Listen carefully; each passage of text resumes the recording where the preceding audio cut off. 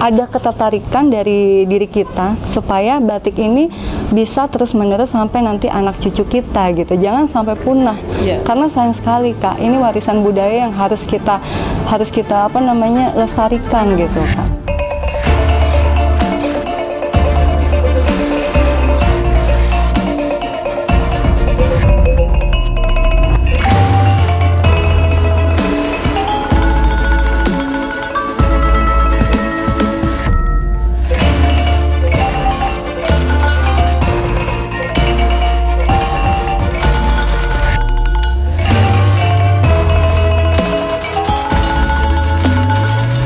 Assalamualaikum warahmatullahi wabarakatuh. Welcome back to our channel Dinas Pariwisata Provinsi Sumatera Barat.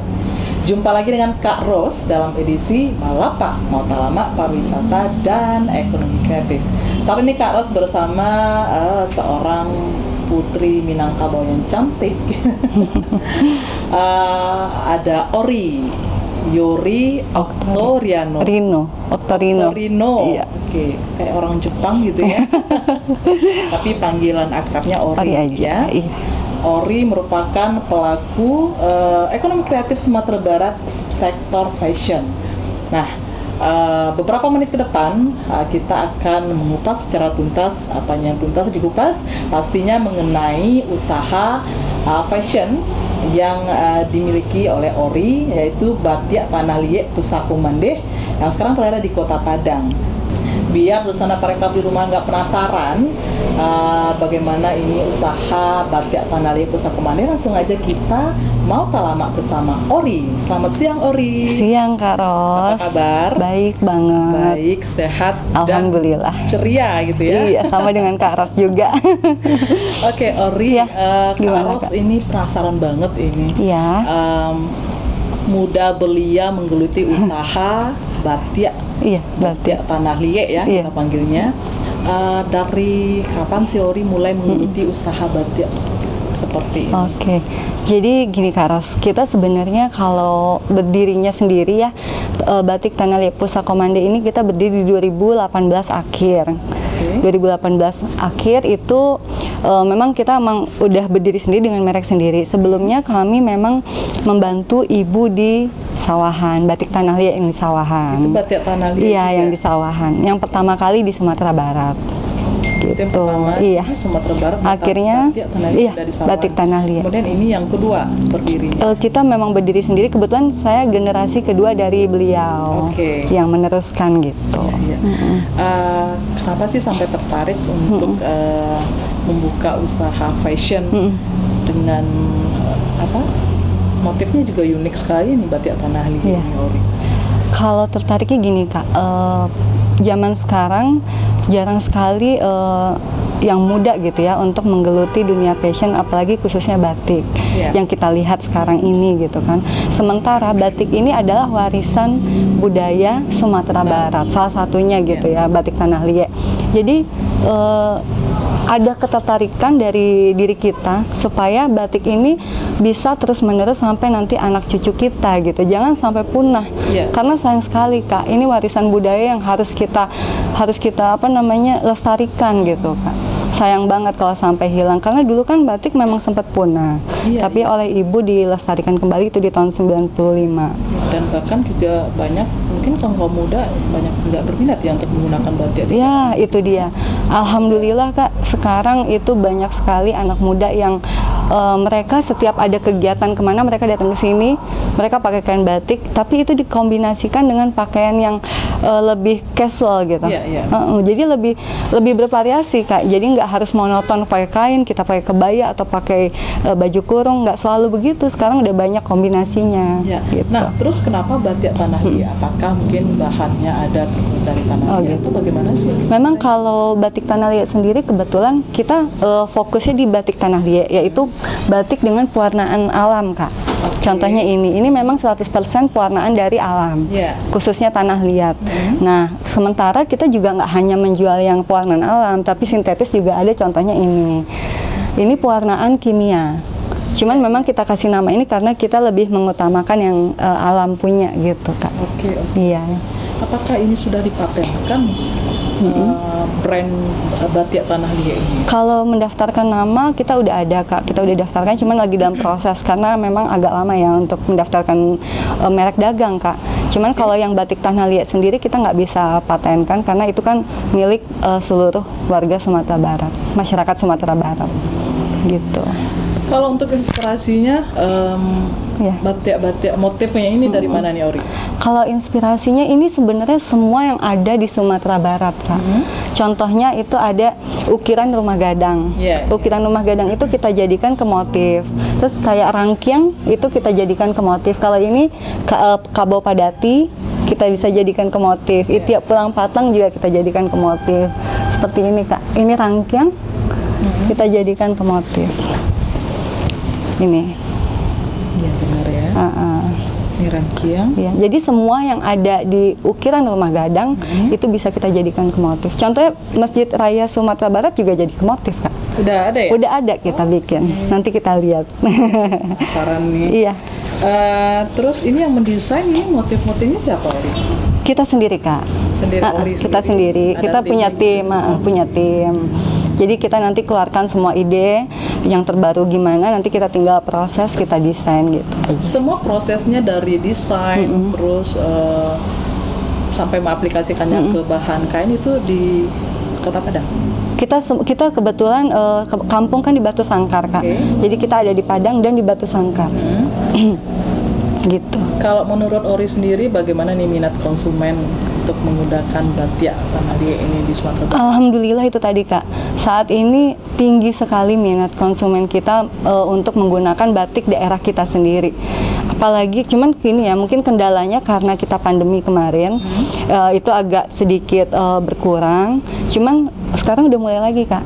Udah mulai antusias lagi karena udah ada kegiatan kayak barale gitu kan, atau event-event. Mereka udah mulai pakai batik kita sendiri. Apalagi alhamdulillah gubernur pun mewajibkan untuk memakai pakaian khas daerah kita sendiri kan Kak. Di hari Kamis ya, pada hari Kamis kalau nggak salah.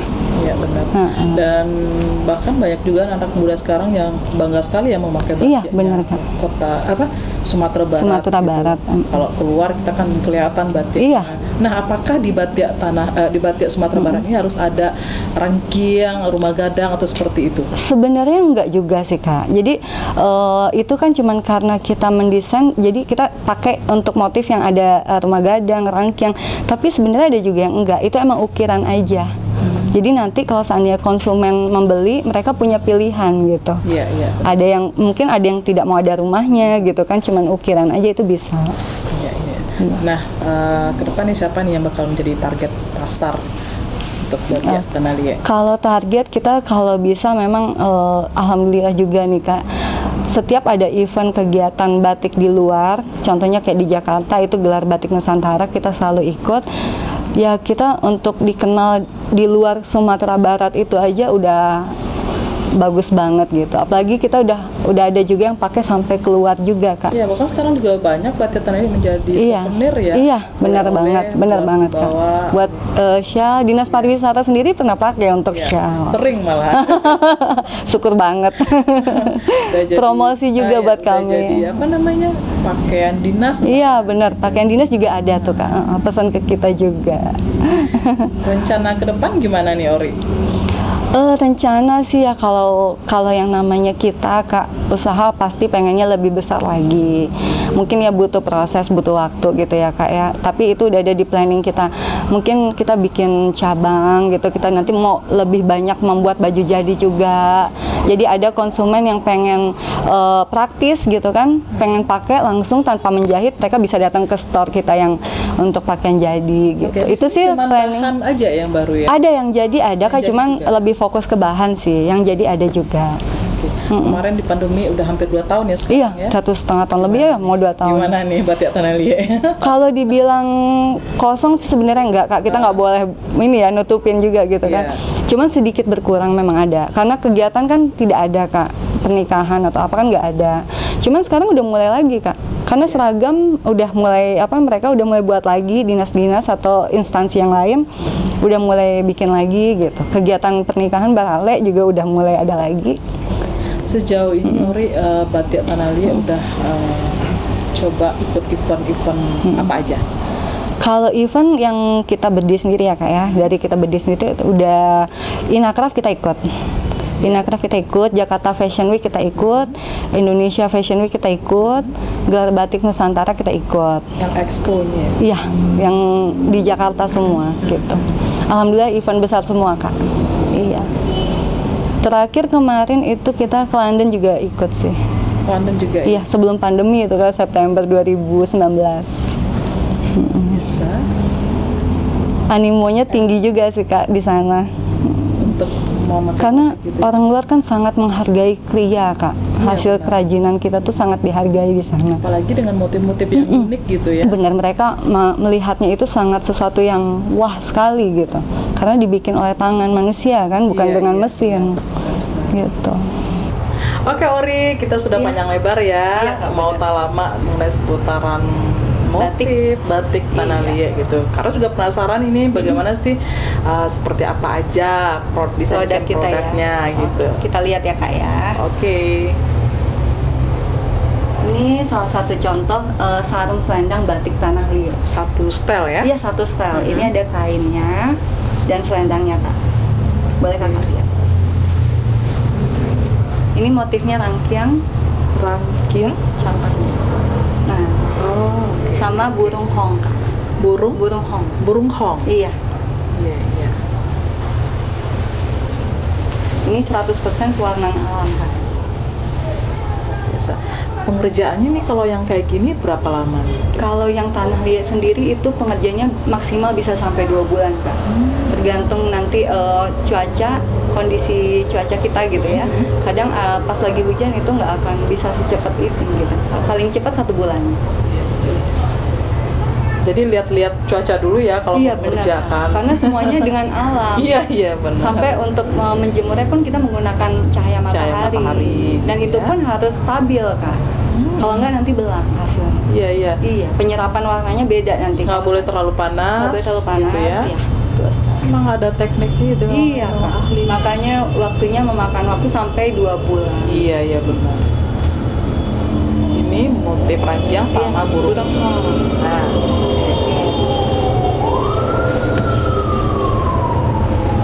Ini juga ada yang terbaru. Ini motif yang tadi Ori bilang itu ada motif Masjid Raya Sumatera Barat. Masjid Raya Sumatera Barat. Nah, ininya ya? Iya. Ini satu style juga enggak? Ini cuma buat bahan baju. Untuk bahan baju. Untuk biasanya sih dipakai oleh bapak. Keren, kemeja lengan panjang gitu. Iya. Ini pas di bagian depannya motifnya. Masih banyak yang minat kayak gini kalau untuk dipakai bajunya. Kan banyak juga yang berpikiran seperti ini, Ori, batik Tanah Liat gitu. Iya. Begitu. Oh gitu. Sebenarnya gini Kak, kalau masalah harga itu kita sesuaikan dengan produknya sendiri. Kalau Tanah Liat mungkin memang paling tinggi Kak, kita taruh harganya di sini karena memang tadi ya Kak prosesnya dan pewarnaannya juga dengan alam 100%. Tapi kita punya harga yang di bawah itu. Tergantung nanti konsumen kita yang terjangkaunya di mana. Iya, banyak varian ya. Banyak varian Kak. Jadi nggak selalu mahal semua kok. Iya. Itu motif Masjid Raya Sumatera Barat Kak. Ini kita juga ada banyak varian lain. Ini contohnya sudah jadi, ini kemeja bahan katun, Tanah Liat juga. Ini motifnya apa? Ini rangkaian ada juga. Rangkaian juga Iya, ya? rangkaian juga Kak. Sama sirih. Ready to use ya? Yes, benar. Sama sirih ya? Yes, sama sirih. Terus ini yang capnya Kak. Ini motif kucing lalok. Ini harga, ini di bawah Tanah Liat Kak. Ini yang cap. Cap ya. Untuk pakai harian worth it lah Kak. Ini yang tulis. Nah, ini juga tulis. Harganya di atas yang cap tadi. Iya. Jadi Sumbar sendiri sebenarnya tuh kaya sekali. Kaya banget dengan hasil kerajinan. Ini yang terjangkau banget nih Kak. Ini sarung selendang Bundo Kanduang namanya. Ini paling banyak dipakai untuk kegiatan Kak. Iya. Kegiatan budaya gitu kayak mini mamak gitu kan memakai ini mereka biasanya. Nah, kenapa yang beginian yang dipilih kalau untuk acara kebudayaan begitu? Apakah Karena ada ini ada ini tersendiri ya, Iya, Kak. Sebenarnya kan kain bundo kandong ini memang dipakai oleh para nenek mama kita dulu, Kak, untuk acara adat, untuk ngangkat datu-datu gitu kan, penghulu gitu. Nah, mereka kenapa ini banyak dipakai? Karena ini terjangkau juga, Kak. Kita bikin dengan harga terjangkau tapi warna yang mirip ke warna alam. Jadi kalaupun mereka beli banyak itu sangat terjangkau sekali gitu, nggak memberatkan. Nah, aku juga pengen tahu nih Bahannya untuk juga harga. dingin. Ya, bahannya adem banget. Adem banget.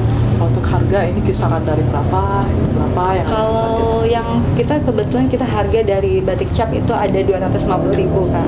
Untuk bahan 2,5 meter itu untuk satu baju. untuk atasan ya? Untuk atasan. Kalau yang tertingginya itu untuk yang bahan baju aja, yang contohnya yang tadi ini ya. Yang Masjid untuk Raya? Masjid Raya ini 2,75. Untuk atasannya ya? Iya. Bahannya juga tenun sutra, Kak. Oke. Bahannya. Jadi bukan, kalau yang katun itu 1,8. Karena ada beberapa tingkatan harga sesuai dengan proses pengerjaan Iya, benar dan banget. bahannya Iya. pastinya ya. Benar. Luar biasa sekali. Nah, kemarin kan di pandemi gimana nih trik pemasarannya? Apakah masih toko kan banyak juga tuh yang disuruh tutup? Iya, gitu benar, ya. Kak. Nah, untuk Tanah Liat gimana? Kalau kita kebetulan memang kan kita tutup seperti biasa sih, jam 5 kita sudah tutup, tapi kita tetap via online, Kak, itu dengan Instagram gitu kan, website juga ada gitu kan. Jadi dari situlah mereka belanja gitu.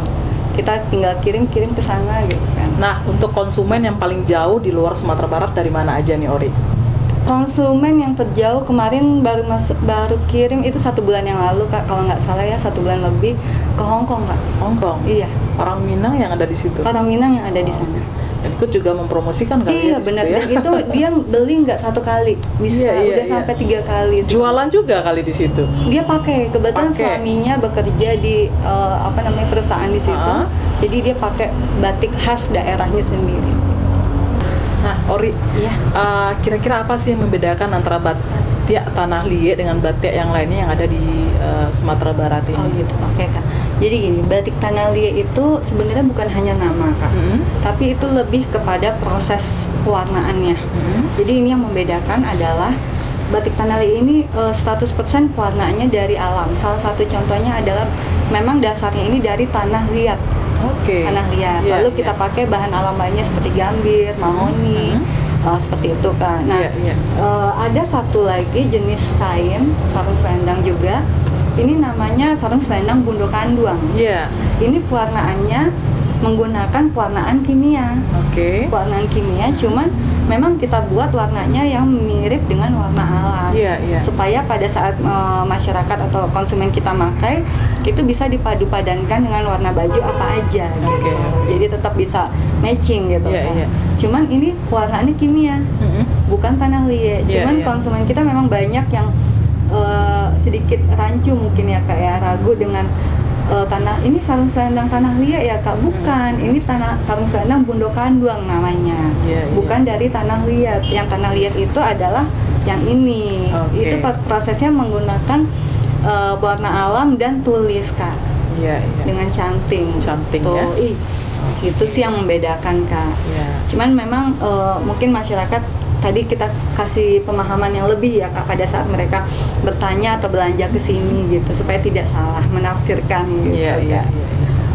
Nah, Sana Parekraf dimanapun berada, itu tadi perbedaan antara batik Tanah Liat dengan batik yang selendang bundo kanduang yang motifnya memang menyerupai ya, warnanya menyerupai Tanah Liat. Cuman ini yang kebanyakan kita berpikir ini motif batik Tanah Liat, ini sebenarnya batik bundo kanduang, sarung selendang bundo kanduang gitu, yang bahan pewarnaan prosesnya berbeda dengan yang batik Tanah Liat yang aslinya, yang original.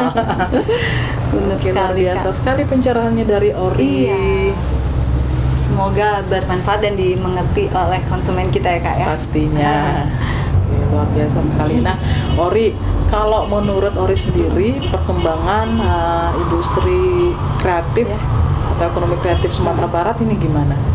Kalau sekarang itu udah jauh lebih maju ya, Kak, ya. Karena itu tadi kita banyak yang sudah mengeluarkan ide-idenya kan. Jadi otomatis nggak hanya monoton di bahan atau di salah satu produk aja, tapi sudah dikembangkan. Jadi masyarakat pun punya banyak pilihan membeli produk kita dengan kebutuhan mereka gitu, karena banyak pilihan tadi. Contohnya ini kayak kita bikin dari batik ini bisa kita bikin bros, dari pecahnya itu kita bisa bikin kerajinan atau ikat rambut pernik gitu ya. Pernik.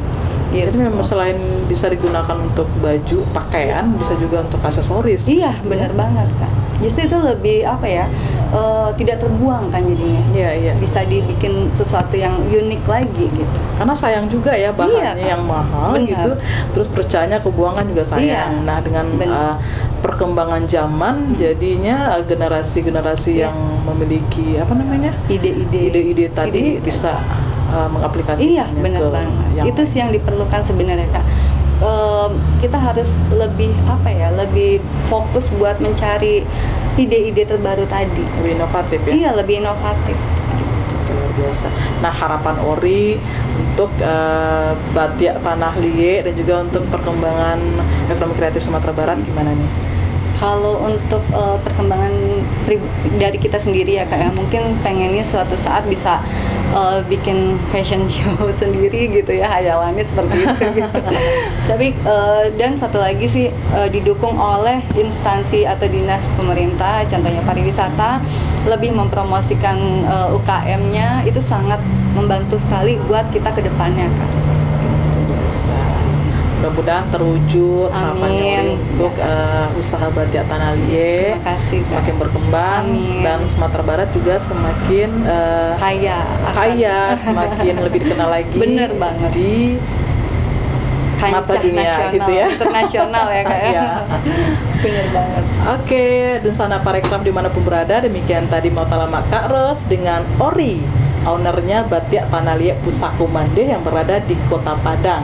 Nah, Dunsana Parekraf yang penasaran mau mencoba sensasi Batik Tanah Liye yang diaplikasikan untuk kostum, untuk pernak-pernik, silakan aja datang ke sini ke Batik Tanah Liye Pusaku Mande di Kota Padang. Tepatnya di mana ya? Di Jalan Es Parman nomor 225A.